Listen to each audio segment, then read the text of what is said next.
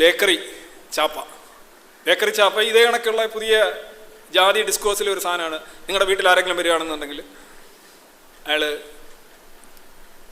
Bakery സാധനങ്ങൾ മാത്രമേ കഴിക്കുള്ളൂ എന്ന് പറഞ്ഞാൽ എന്താ അർത്ഥം? അയാൾ ചായയും കുടിക്കും, ബേക്കറി സാധനം ചായ എന്തോ കുടിക്കുന്നത് അത് ഇല്ല, ചായ ഒഴിവാക്കും.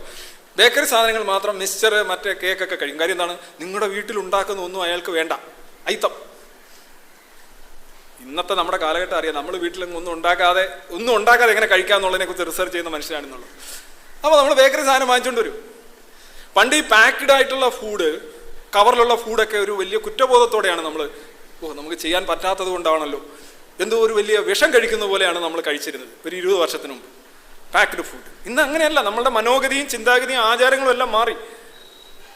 പാക്ക്ഡ് ആയിട്ടുള്ള ഫുഡിനെ കുറിച്ച് നമുക്ക് അങ്ങനെ ഒരു സങ്കല്പമില്ല. പഴകിയ ആഹാരത്തെക്കുറിച്ച് നമ്മൾ ഒരുപാട് ഘോരഘോരം പറഞ്ഞിട്ടുണ്ട്. ഫ്രിഡ്ജിൽ ഇരിക്കുന്നതാണോ അവിടെ കഴിക്കുന്നത്, തലേന്ന് ഞങ്ങൾ കന്നാലിക്കാണ് കൊടുക്കുന്നത് എന്ന് നമ്മൾ പറയാറുണ്ട്. നമ്മുടെ ചിന്താരീതി മാറി.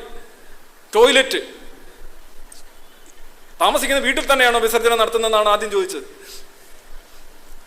ദൂരെ കൊണ്ട് കളയേണ്ട വിസർജ്യം, ദൂരെ. നമ്മളെ ഒരുപാട് ചിന്താഗതികൾ മാറുന്നുണ്ട്. അതാണ് ഈ ബേക്കറി സാധനങ്ങൾ നമ്മുടെ സ്വീകരണ മുറികളിലേക്ക് വരുന്നത്. അതിനകത്ത് ബേക്കറി സാധനം മാത്രം ഒരാൾ കൊടുത്താൽ അതിൻ്റെ അർത്ഥം എന്താണ്? അവിടെ ഉണ്ടാക്കുന്നൊന്നും കൊടുക്കാൻ താല്പര്യമില്ലെന്നും അയിത്തമാണെന്നും.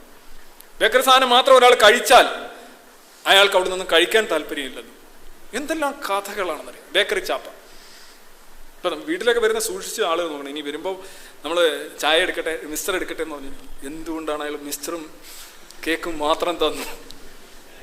എന്തുകൊണ്ട് അവിടെ ഉണ്ടാക്കിയ ഒരു തുള്ളി, ഒരു പ്ലേറ്റ് കഞ്ഞി കൊടുത്തില്ല എന്നൊക്കെ ചോദിച്ചോളേ.